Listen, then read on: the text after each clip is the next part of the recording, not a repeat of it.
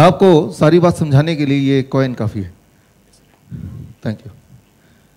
मान लीजिए आप गवर्नमेंट एजेंसी हैं हो और मैं एक बिजनेसमैन हूँ, मैं आपके पास आता हूँ और ये कॉइन लेके कि ये कॉइन जादुई कॉइन है, ये जितनी बार भी आप उछालेंगे सीधा हेड ही आएगा, टेल आएगा ही नहीं।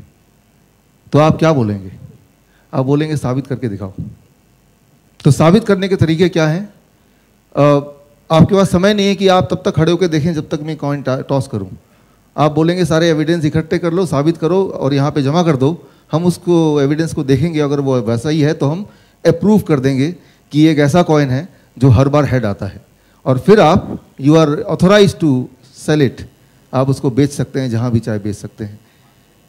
अब मैं क्या करूँगा, मैं एविडेंस इकट्ठा कर रहा हूँ। तो एविडेंस इकट्ठा करने का तरीका क्या है? सिंपल कि इसको मुझे उछालना पड़ेगा, राइट? और उछालेंगे तो आपको रिजल्ट पता ही है, आधी बार हेड आएगा, आधी बार टेल आएगा, लगभग ऊपर नीचे। तो जब मैं इसको उछालूंगा तो मैं एविडेंस इकट्ठे कर रहा हूँ, तो उसको बाद में दिखाना है मुझे, तो मैं वीडियो रिकॉर्डिंग भी कर रहा हूँ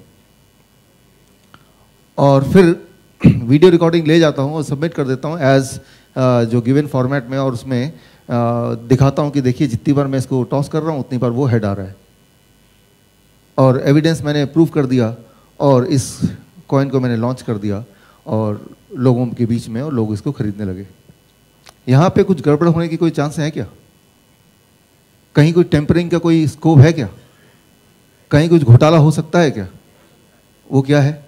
वो आपको आइडिया है कि मैंने यहाँ पे एक्चुअली क्या किया कि जो आधी बार जो नेगेटिव आ रहा था, वो टेल आ रहा था, उसको एडिट करके उसको मैंने दिखाया नहीं, वो रिजल्ट को मैंने छुपा लिया, और जो पॉजिटिव वाला रिजल्ट है उसको इकट्ठा कर लिया, नेगेटिव के 2-4 भी डाल दिए बीच में, और ये प्रूव कर दिया कि most number of time it is head, so it can be sold like a coin which can give you head 90% of the time, right? और that is what is happening. तो that is the truth of the current medical science. और ये बात आज से 4 साल पहले तक, 4 या 5 साल हो गए इस चीज़ को नहीं पता थी। आप अगर एक गवर्नमेंट के वेबसाइट पे जाएंगे, clinicaltrials.gov, यूएस की गवर्नमेंट का, तो क्लिनिकल ट्रायल जब भी होते हैं पूरे दुनिया में, और उसकी ट्रायल से पहले रजिस्ट्री होती है कि आप बताते हैं कि ये ट्रायल मैं करने वाला हूँ, इस दवा का ट्रायल करने वाला हूँ। फिर वॉलंटियर्स होते हैं जो लिख के देते हैं कि ये ट्रायल हम पे हो जाए तो मैं वॉलंटियर कर रहा हूँ फॉर अ मनी। फिर वो ट्रायल होते हैं और ट्रायल का नियम है कि विदिन 1 ईयर वो ट्रायल का नतीजा कुछ भी हो उसको आपको सबमिट करना है, उसको आपको मेडिकल जर्नल में पब्लिश करना है। That is what. जो लोग ट्रायल करते हैं वो एक बिजनेसमैन है, उनका सिर्फ काम ये है कि ट्रायल से अगर ये सक्सेस हो जाता है तो वो ट्रायल हम पब्लिश करेंगे और पब्लिश रिपोर्ट गवर्नमेंट को सौंप देंगे, एफडीए को सौंप देंगे, एफडीए उसके बेसिस पे अप्रूवल दे देगा, और वो अप्रूवल होने के बाद उसको ह्यूमैनिटी में, ह्यूमंस में उसको सेल करने योग्य हो गया, वो मिल गया, तो then it can become a business. That's what is the model. और ये मॉडल चल रहा है पिछले करीब अब तो 100 साल हो गए। This is the model in the world. जब भी अगर आपको भी कोई दवा लानी हो तो पहले क्लिनिकल ट्रायल में जाके ट्रायल करके दिखाना होगा, पहले रजिस्ट्री करनी होगी। अब क्या है कि जब ट्रायल करना है, मान लो एक दवा आपने खोज निकाला, एक मॉलिक्यूल, एक नया ड्रग आपने निकाला, तो आपको ट्रायल करके इसको प्रूव करना पड़ेगा कि it is working most of the time. Most of the time, ज़्यादातर टाइम ये काम करेगा, कुछ टाइम नहीं भी काम कर सकता पर ज़्यादातर टाइम काम करेगा।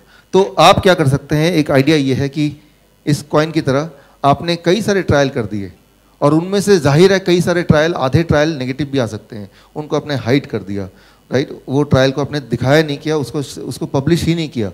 पब्लिश करना ना करना वो आपके हाथ में है, राइट? क्योंकि वो ट्रायल आप ही कर रहे हैं, उसका कंट्रोल आपके ही हाथ में है, राइट? उसको पब्लिश नहीं कराया, उसको रजिस्टर शुरू में कर दिया, क्योंकि रजिस्टर किया बिना ट्रायल तो शुरू हो ही नहीं सकता। It has to be registered first, right? तो पहले रजिस्टर कर दिया, लेकिन जब रजिस्टर कर रहे हैं तब ये नहीं पता इसका नतीजा क्या आएगा, और जब नतीजा या तो पॉजिटिव आएगा या नेगेटिव आएगा। The moment it is negative तो उसको फिर आगे पब्लिश नहीं कराई, उसकी बात गोलमोल कर दिया, उसको कभी पूछा भी नहीं। 2012 में इसका खुलासा हुआ। सारे ट्रायल जितने हैं, जब से एफडीए बना तब से सारे ट्रायल को इकट्ठा किया और देखा गया कि 50%, exactly 50% of the trial are never been reported. उनका रिपोर्टिंग हुई नहीं कभी। फिर उन ट्रायल को ट्रैक किया गया कि देखें तो वो ट्रायल कहाँ पे, उसके एविडेंस क्या है, तो पाया गया कि वो वाले ट्रायल है। 95% ऑफ द ट्रायल जो रिपोर्ट नहीं हुए, those are the trial those who were showing the negative result, जिनका रिजल्ट क्या नेगेटिव था। अगर वो ट्रायल भी अगर शामिल हो जाते तो आप विश्वास नहीं करेंगे, एक भी दवा जितनी भी दवा आपका नाम जानते हैं, आप कभी खाया हो या खा रहे हैं, एक भी दवा आज मार्केट में हो नहीं सकती, राइट। इसी का रिजल्ट ये है कि मान लीजिए मैंने साबित कर दिया कि ये हेड है, फिर आपने ये ट्रायल से पास हो गया और फिर ये दुकान में बिकने लगा, आप इसको यूज़ करने लगे, तो चाहे मैंने गवर्नमेंट से छुपा लिया, FDA से छुपा लिया, लेकिन जब आप एक्चुअली इसको यूज़ करेंगे तो भी क्या हर बार हेड आएगा? तब तो नतीजा सामने आएगा ही, और वो लेकिन जब तक सामने आएगा तब तक 2-4 साल बीत चुके होंगे, और तब तक मैंने पैसा कमा लिया, और तब तक फिर गवर्नमेंट क्या करेगी? वो क्या कर सकती है ज़्यादातर? इसको बैन कर देगी। लेकिन बैन करने का जो मेडिकल इंडस्ट्री में जो प्रोसेस है, कोई दवा अप्रूव होने के बाद बैन करने का जो average time that is about 18 years, 16 to 18 years, right. दवा मार्केट में आई और उसके बाद एडवर्स रिएक्शन पता करने के लिए पता होता है, it takes about 4 to 5 years. आपने आज जो दवा खाया, इसका एडवर्स रिएक्शन आप पे क्या होगा वो आज तो थोड़ा बहुत पता चलेगा, in the form of headache, in the form of loose motion, in the form of stomach ache, in the form of weakness या फिर एलर्जी। लेकिन एक्चुअल एडवर्स रिएक्शन क्या होगा वो आज से ऑन एवरेज 4 साल 2 महीने तब पता चलेगा। लेकिन तब तक लाखों लोगों ने ऑलरेडी वो दवा खा लिया है और सिमल्टेनियसली उनको वो एडवर्स रिएक्शन ऑलरेडी होना शुरू कर दिया है, और वो एडवर्स रिएक्शन रिपोर्टिंग होने के बाद FDA का अपना प्रोसेस है, it will take some years कि उस रिपोर्टिंग को प्रूव करके फिर लॉ को अप्लाई करके फिर उस मेडिसिन को बैन करना। तो वो पूरा जो एक साइकिल है, that cycle is about 12 years to 16 years to 18 years, 18 साल। और 18 साल काफ़ी होते हैं एक दवा को बिजनेस में कन्वर्ट करने के लिए, सारा उसको निचोड़ने के लिए। और उसके बाद वैसे भी वो जेनरिक दवा बन जाएगा, तब वो उस कंपनी का वो इंटरेस्ट का रहेगा भी नहीं, राइट। तो तब तक वो दूसरी 2 दवाइयाँ और ढूंढ के उसको मार्केटिंग भी कर चुका है, राइट। तो दैट इज द ट्रूथ। आज जो दवा आप खा रहे हैं इस वक्त, आप में से सब के सब कोई ना कोई छोटी मोटी दवा ले ही रहे हैं। Most of the time it is preventive medicine, right, कि हार्ट अटैक से बचाएगा या ब्लड प्रेशर से बचाएगा, कुछ हो ना जाए ले लें, राइट। एक बात मैं आपको बताना चाहूंगा कि दवा खाने की वजह से आप जिंदा नहीं हैं। मुझे हैरानी है कि दवा खाने के बावजूद भी आप जिंदा हैं। मैं देखता हूं मेरे पास जो पेशेंट आते हैं 19 गोलियां 20 गोलियां, पूछता हूं तो पिछले 10 साल से खा रहे हैं, 20 साल से खा रहे हैं। मैं हैरान हूं, तब भी ये जिंदा है और चल के भी आया है। बड़ी बात है, बड़ी बात है। आज मान लो इससे जो भी 3 घंटे का जो लेक्चर है हमारा, 2 घंटे का ये लेक्चर होगा, राइट, और उसके बाद 2 घंटा या पौने 2 घंटे, उसके बाद क्वेश्चन आंसर राउंड होगा। क्वेश्चन आंसर राउंड मतलब जो भी मैं बोल रहा हूँ उसको मानना नहीं कि क्योंकि मैं बोल रहा हूँ आपको मानना है, आपको क्वेश्चन करना है, राइट। तो आपके दिमाग में सवाल आएंगे थ्रू आउट दिस सेशन। जितने भी सवाल आएंगे आपको लिखना है, आपके पास एक फीडबैक फॉर्म है, उसके नीचे क्वेश्चन लिखने की जगह अलग है, वहाँ लिखना है, क्योंकि हो सकता है कि इस दौरान भूल भी जाएं आप। और अगर इस दौरान उस सवाल का जवाब नहीं मिल गया ऑटोमेटिकली, तो वो जो पर्ची है वो आप सबमिट करेंगे यहाँ पे, and I will take 1 by 1 और उनको मैं देन आई विल आंसर। उस आंसर से भी संतुष्ट नहीं है तब भी आप क्वेश्चन कर सकते हैं। तो मतलब ये इंट्रैक्शन है। इंट्रैक्शन में मैं ये साबित करना चाह रहा हूँ आपसे, और सबसे अच्छी बात है कि मुझे यहाँ पे 3 दिन का मौका मिला, 3 दिन का। नॉर्मली जाता हूँ तो 1 दिन में गया और जो भी बोला और बोल के आगे चले गए, लेकिन 3 दिन काफ़ी होते हैं रिजल्ट को देखने के लिए, राइट। तो अगर आपको रिजल्ट देखना है तो 3 दिन काफ़ी होते हैं। तो जो मैं आपको बताऊंगा वो आपको 3 दिन करना भी है, और तीसरे दिन वो रिजल्ट भी सामने आ जाएगा कि ऐसा होता है या सिर्फ बातों में अच्छा लगता है, राइट। सो सबसे अच्छी बात तो ये है कि यहाँ पे we are there for 3 days, not just 1 day, right. So for example आप लोग जो यहाँ पे आज का जो है डायबिटीज एंड हाइपरटेंशन, तो today the first day, right. तो आज घर जाके अगर आप डायबिटीज की और हाइपरटेंशन की दवा छोड़ देंगे, जो कि आप पिछले 10 साल से ले रहे थे, 15 साल से ले रहे थे, कोई 20 साल से ले रहे थे, तो क्या होगा, राइट। क्या होगा अगर ऐसा करेंगे तो, और ऐसा सब लोग करेंगे तो बस एक ही चीज होगा, वो कंपनियां बंद होने लगेंगी, इसके अलावा कुछ नहीं होगा। ये मैं पक्का बता रहा हूँ, right. That is first thing. लेकिन एक बात आपको ध्यान से समझना है कि क्योंकि आप वो दवा कई साल से लेते आए हैं, तो आपके बॉडी ने अपने आप को उस दवा के हिसाब से ढाल लिया है। Try to understand that. आपको उस दवा की जरूरत नहीं है, लेकिन since you have been taking it for so long, तो आपके बॉडी ने, आपकी बॉडी का आधार यह है, आगे मैं आपको एक्सप्लेन करूंगा, कि वो अपने आप को ढाल लेता है, राइट, रीएडजस्ट करता है। फॉर एग्जाम्पल अगर आप इंसुलिन लेते रहेंगे तो बॉडी क्या करेगी कि इंसुलिन बनाने की को थोड़ा कम करेगी, since you are already taking insulin, so body की जो इंसुलिन की अपनी प्रोडक्शन है उसको कम करेगी ताकि बॉडी बाहर की इंसुलिन को एकोमोडेट कर पाए, राइट। और कम करते हुए कई साल निकल गए हैं, अब अचानक अगर आप इंसुलिन छोड़ेंगे राइट नाउ तो बॉडी के लिए झटका लगेगा एंड तब थोड़ी सी डिस्कम्फर्ट और डिफिकल्टी वो आ सकती है। इसीलिए छोड़ना एक आर्ट है कि हम ऐसे छोड़ें बॉडी को बता के, देखो भाई आज रात को मैं छोड़ने वाला हूँ, राइट। तो बॉडी बोलेगा एक बार रुक जाओ, पहले मैं फैक्ट्री, इंसुलिन की फैक्ट्री का नाम क्या है, पैनक्रियास को मैं बोल देता हूँ कि आज से प्रोडक्शन चालू करना है, तो आज से प्रोडक्शन चालू हो जाएगा, तो आज तो पहला ही दिन है, तो कल का ब्लड शुगर ठीक आएगा, है ना। तो वो कैसे बॉडी को बताना है कि आपको आज से ये दवा मिलने नहीं वाली, आपको अपने पैरों पे ही खड़ा रहना है और वो रीएडजस्टमेंट करनी है, that is something which is art, which is very important, which is very interesting and that's what you are going to do it.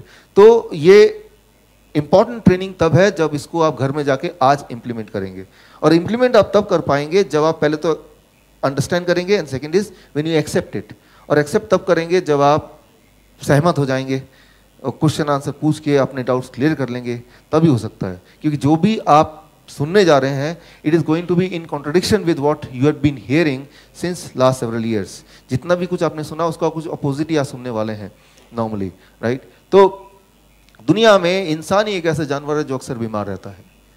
कभी आपने देखा कोई बिल्ली को हार्ट अटैक हो गया हो, कोई कुत्ता है डायबिटीज़ का, या कोई गाय है हाई ब्लड प्रेशर, ये सारी बीमारियां इंसान के लिए है, इंसान ही इससे सफ़र करता है। आज से 100 साल पहले, टुडे इज 2018, जब 1918 था तब ये डायबिटीज़ नाम था भी नहीं, हाई कोलेस्ट्रॉल नाम का कुछ होता ही नहीं था, hypertension, there was nothing called hypertension. By the time it was 1940s तक आए, तब कुछ कुछ केसेस दिखने लगे हार्ट अटैक के, हार्ट की बीमारी के। सो जैसे जैसे बीमारियां आती रहती हैं दुनिया में, तो साइंस क्या करता है, जिसे हम साइंस बोलते हैं, उसका कोई ना कोई दवा के रूप में आंसर ढूंढता है, answer in the form of medicine. Medicine क्या हो सकता है इसका, जो इमीडिएटली हमें कुछ रिलीफ दे या कुछ ऐसा लगे कि ये सोल्यूशन है। तो जब हार्ट की बीमारी आई, जो कि 1940 में धीरे धीरे आने लगी, तो हार्ट की बीमारी जैसे जैसे बढ़ती गई वैसे वैसे दवा की खोज भी बढ़ती गई। 1942 में north western university of America, that is a 150 years old university, उसने दवा खोज किया। लेकिन दवा लॉन्च करने से पहले, इंसान पे ट्राई करने से पहले कहाँ ट्राई करना होगा, it has to be tried on animals, जानवरों पे। लेकिन हेल्दी जानवर पे ट्राई करेंगे तो कुछ आंसर नहीं मिलेगा, ऐसे जानवर ढूंढने हैं कि जिनको हार्ट की बीमारी हो। और north western university of America, उनको पूरे दुनिया में से एक भी ऐसा जानवर नहीं मिला जिनको हार्ट की बीमारी हो। तो ट्राई कैसे करें, किस पे ट्राई करें, तो उन्होंने क्या किया, हेल्दी मंकीज, और उस समय की बात करें या आज की बात करें, पूरे दुनिया में हार्ट के सबसे ज़्यादा पेशेंट हैं वो भारत में है। अगर WHO के अनुसार अगर 60% ऑफ द, अगर 100 लोग आज हार्ट की बीमारी से मरते हैं, 60% ऑफ देम आर इंडियंस, आज भी और तब भी, राइट। तो न जाने कैसे उन साइंटिस्ट को लगा कि भारत में न जाने कुछ ऐसा है, उनकी मिट्टी में शायद कुछ है कि यहाँ पे हार्ट की बीमारी ज़्यादा होती है, तो शायद भारत के बंदरों को भी हार्ट की बीमारी दिलाना आसान होगा। तो 15 भारत के से मंकीज उन्होंने इंपोर्ट किए और ये डिसाइड किया कि अगले कुछ समय तक इनको ह्यूमन लाइफस्टाइल में रखेंगे, इस उम्मीद से कि कुछ समय बाद इनको भी हार्ट की बीमारी हो जाएगी, फिर दवा दे के इन पे टेस्ट किया जा सकता है। तो ये चलता रहा, तो उन मंकीज का लाइफस्टाइल चेंज हो गया, वही वाला जो लाइफस्टाइल आपका है। सुबह उनको चाय बिस्किट मिलने लगा, उसके बाद ब्रेड मिलने लगा, उसके बाद पकोड़े मिलने लगे, नूडल्स मिलने लगे, रोटी मिलने लगी, और बिल्कुल जैसा लाइफस्टाइल आपका इस वक्त है। और ऐसा चलता रहा कुछ समय तक, कुछ साल तक, and bye the time it was 1952 एक भी मंकी को हार्ट की बीमारी हुई नहीं। इसके बावजूद भी साइंटिस्ट लोगों को बड़ा दुख हुआ और बड़ा गुस्सा भी आया उन बंदरों पे, और गुस्से में वो बंदरों को डराने लगे, धमकाने लगे, डंडा लेके पीछे भागने लगे उनको मारने के लिए। ऐसे फ्रस्ट्रेट हो गए साइंटिस्ट, एंड रातों को जगाने लगे, उनको जगा के रखने लगे। बाय द टाइम ऑफ 1957 एक बंदर को हार्ट अटैक आ गया, और साइंटिस्ट को बड़ी खुशी हुई, कम से कम हमने एक बंदर को हार्ट अटैक तो दिलाया। बोलने का मतलब मैं ये है कि एनिमल्स में हार्ट डिजीज होना या हार्ट अटैक आना इज नियर इम्पॉसिबल, और इंसानों की बात करें और यहाँ पे बात करें, करीब हम लोग सब मिला के, मुझे मिला के पूरा ऑडिटोरियम भरा, मुझे डॉक्टर गुलाब ने बताया 1000 सीट है यहाँ पे, तो मुझे मिला के करीब यहाँ पे 1000 लोग हैं, तो हम में से करीब 300 लोग, 350 लोग including me are going to die of heart disease, right, वो 350 लोग कोई भी हो सकते हैं। तो इंसान में हर तीसरा इंसान हार्ट की बीमारी से मरता है, राइट।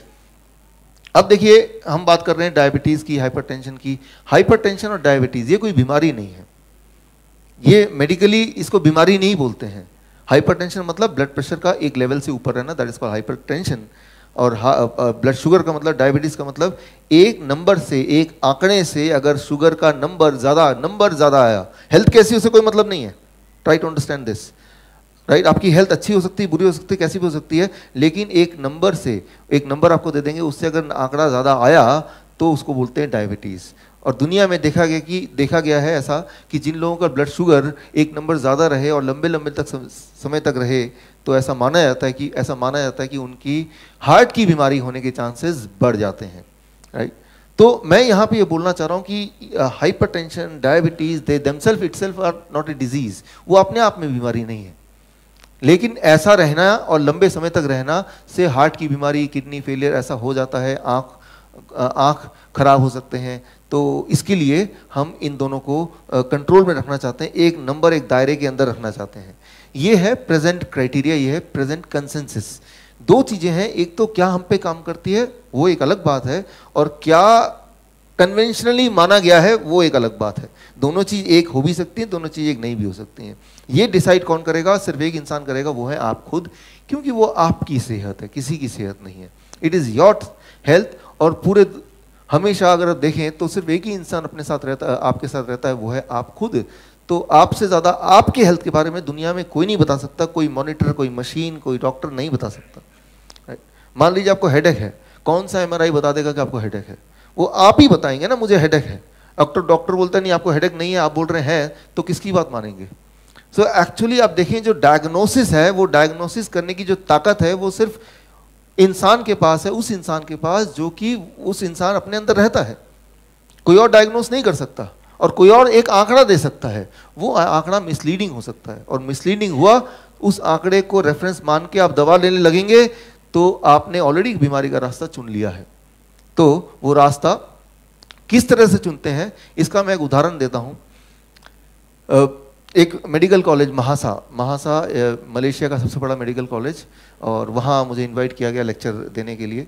और मैं थोड़ा पहले पहुँच गया, तो मेरे से पहले ऑलरेडी एक लेक्चर चल रहा था इसी टॉपिक पे, और वो एक प्रोफेसर का था। तो वो कैसे पढ़ाई होती है उससे आप थोड़ा अंदाज़ा लगाइए किस तरह से हम बीमारियों को इन्वाइट करते हैं।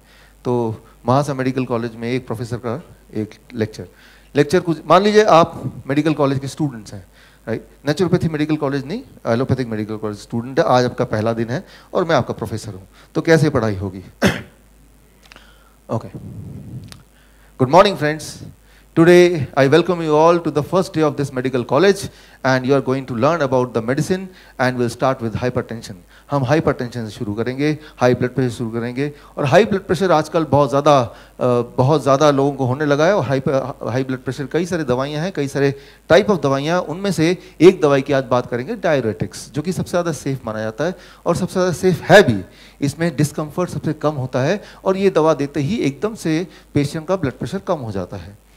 तो इसमें लेकिन फिर भी थोड़े बहुत साइड इफेक्ट हैं इसमें पेशेंट को इरेक्टाइल डिस्फंक्शन हो सकता है, इंपोर्टेंसी हो सकती है, एबनॉर्मल रिदम हो सकता है, palpitation, nausea, vomiting, headache, dizziness, joint pain, lethargy, tiredness, weakness हो सकता है। लेकिन चिंता करने की बात नहीं है। अगर पेशेंट आपको आके बोलता है कि मुझे इंपोर्टेंसी हो गई है, तो उसके लिए हमारे पास दवा है वायग्रा। लेकिन वायग्रा देने के बाद भी थोड़ा बहुत उसके साइड इफेक्ट तो होते ही हैं। उससे वीकनेस हो सकता है, डिजीनेस हो सकता है, हेडेक हो सकता है, इंडाइजेशन हो सकता है। लेकिन घबराने की बात नहीं है। अगर पेशेंट आता है बोलता है कि मैंने वायग्रा तो लिया लेकिन मुझे हेडेक होने लगा, तो आप उसके लिए भी हमारे पास सोल्यूशन है, पैरासीटामोल। और पैरासीटामोल लेने से भी कॉन्स्टिपेशन, एलर्जी रिएक्शन तो हो ही सकता है, लेकिन घबराने की बात नहीं है। हर चीज़ के लिए हमारे पास एक दवा है। फॉर एग्जाम्पल कोई इंडाइजेशन की बात करते हो तो इमीडिएटली हम उसको दे देंगे ज़ैंटैक, और ज़ैंटैक देंगे तो हो सकता है कि वो वापस आए, बोले कि मुझे तो इंसोम्निया हो गया, नोजिया हो गया, डायरिया हो गया, कॉन्स्टिपेशन, बिकॉज ये होता ही है उससे। लेकिन चिंता करने की बात नहीं, उसके लिए भी हमारे पास एक दवाई है, राइट। ठीक इसी तरह से एबनॉर्मल रिदम वाले को आप प्रोंस्टाइल दे देंगे तो उनको डायरिया हो सकता है, लॉस ऑफ एपेटाइट हो सकता है। लेकिन डरने की बात नहीं, लॉस ऑफ एपेटाइट का अगर वो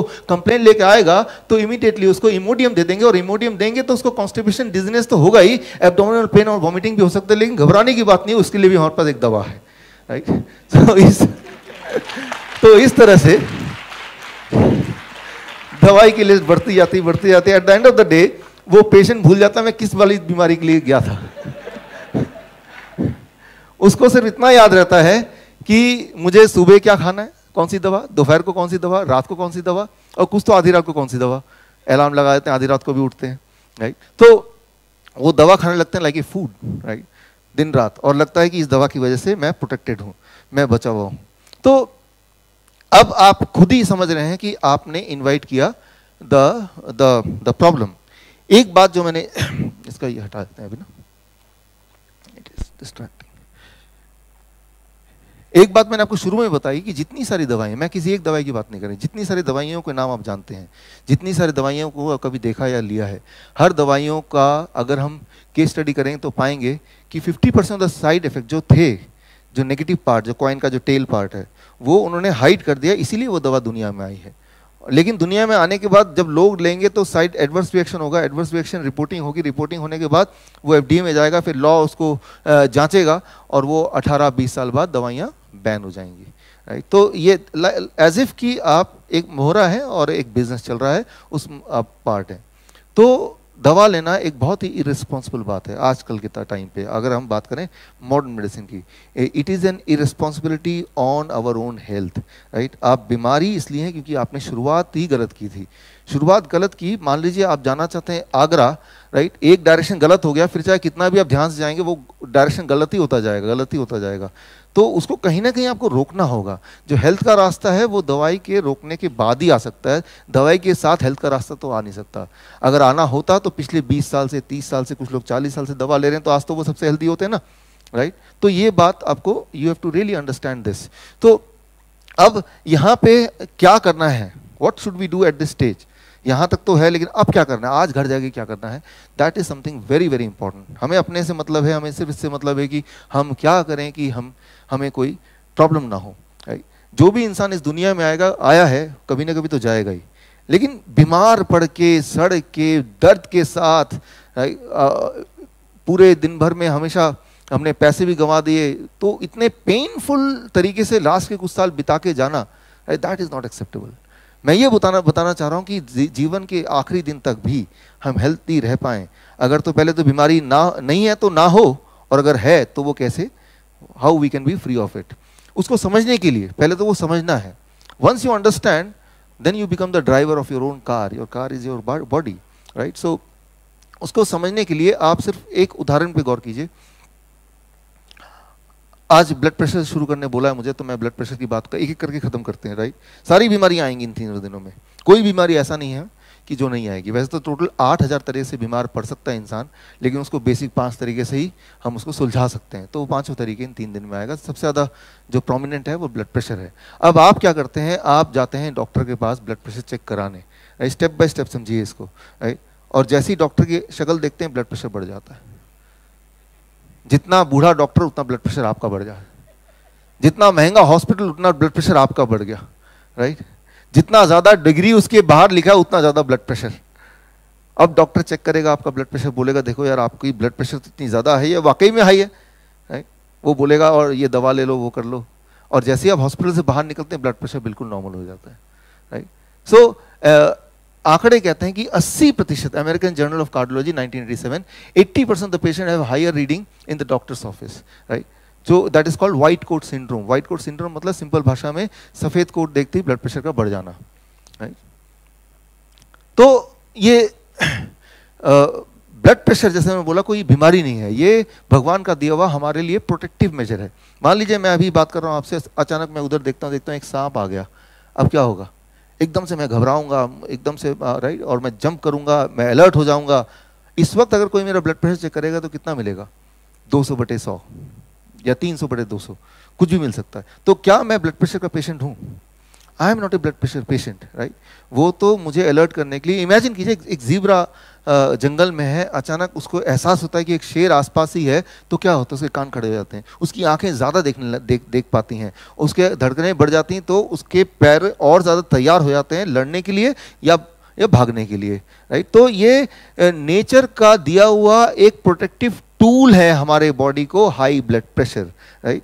तो उस हाई ब्लड प्रेशर में हमारे सारे ऑर्गन अलर्ट होके उस इमरजेंसी सिचुएशन से हम कैसे बचें, कैसे भागें, राइट, वो सारी चीज़ें हमारे अंदर आता है। वो तभी हो सकता है जब ब्लड प्रेशर ज़्यादा हो, ब्लड सर्कुलेशन ज़्यादा तेज़ी से हो, न्यूट्रिशन जगह जगह पे जहाँ ज़रूरत है सबसे ज़्यादा, जिन मसल्स को वहाँ पहुँचे, ऑक्सीजन पहुँचे, that is what is called high blood pressure.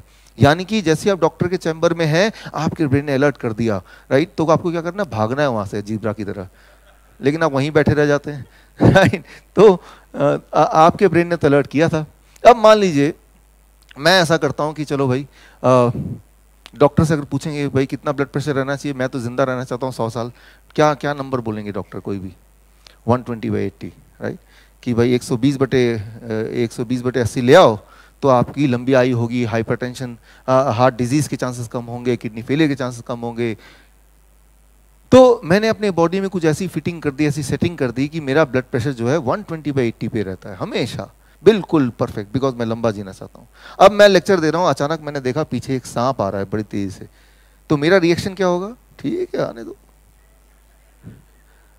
मतलब मेरे अंदर जो डर का आएगा, जो इमरजेंसी आएगी, जो अलर्टनेस आएगी, वो अलर्टनेस ब्रेन तभी देगी। ब्रेन क्या करती है, हार्मोन बनाती है, वो हार्मोन को ब्रेन बोलती है, केमिकल को, कि फटाफट इस हार्मोन को पूरे बॉडी में सर्कुलेट करना है। वो तभी तो होगा ना जब ब्लड प्रेशर बढ़ेगा, राइट, ट्राई टू अंडरस्टैंड। लेकिन मेरी तो सेटिंग 120/80 पे है, राइट, तो मैं तो खड़ा ही रह गया कि चलो आने दो, मेरा क्या जा रहा है, मैं तो अपना काम कर रहा हूँ। So try to understand, high blood pressure is not a problem, not having high blood pressure can be a problem sometimes, right. So blood pressure कोई बीमारी नहीं है, कि ब्लड प्रेशर को हमें अंडरस्टैंड करना होगा एज एन एक्सपर्ट ड्राइवर। आपका आप देखिए, मान लीजिए ओलंपिक के रेस में आप खड़े हैं, ऐसे करके खड़े हैं, दौड़ने के लिए बहुत सारे और भी एथलीट खड़े हैं, आप भी खड़े हैं, और वहाँ से आवाज़ आ रही है 4 3, काउंटिंग होती है ना, 2।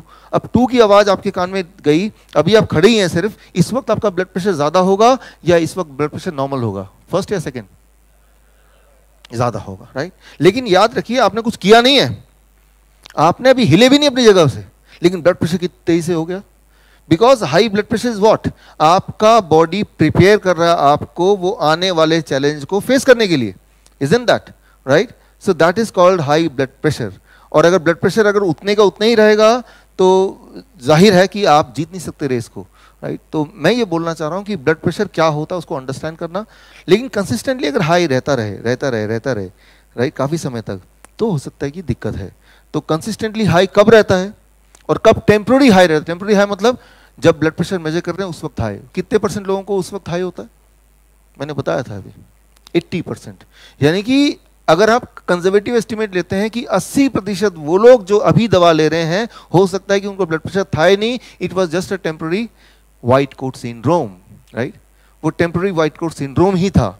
पहली बात तो ब्लड प्रेशर कोई ऐसी चीज नहीं जिसको आपको मेजर करने की जरूरत हो, जिसको मेजर करना भी चाहिए। That is going to be very very misleading. अब बाएं हाथ का करेंगे एक अलग आंकड़ा आएगा, दाएं हाथ का करेंगे एक अलग आंकड़ा आएगा, राइट? तो दैट इज मिसलीडिंग थिंग। आप अगर आपके बॉडी में कोई डिस्कम्फर्ट है तो बॉडी खुद ही बताएगी। कैसे उसको समझना है, यही हमें समझना है आज के इस कार्यक्रम में। इसमें उसके लिए मैं सिर्फ एक सवाल पूछूंगा आपसे। पहला, एक कन्वेंशनल सेटिंग में आज से पहले, इस आज के दिन से पहले अगर आपसे पूछता है सवाल, high blood pressure leads to heart disease and risk of brain stroke, या फिर risk of brain stroke and heart disease leads to high blood pressure, कौन सा सही है इसमें से? पहला है सेकंड? Second, right? अब देखिए अगर आप डॉक्टर के पास जाएंगे तो वो कौन सा बोलेंगे? फर्स्ट। पेन है? तो डॉक्टर बोलेगा हाई ब्लड प्रेशर तो आपको ब्रेन स्ट्रोक हो सकता है, हार्ट डिजीज हो सकता है, राइट?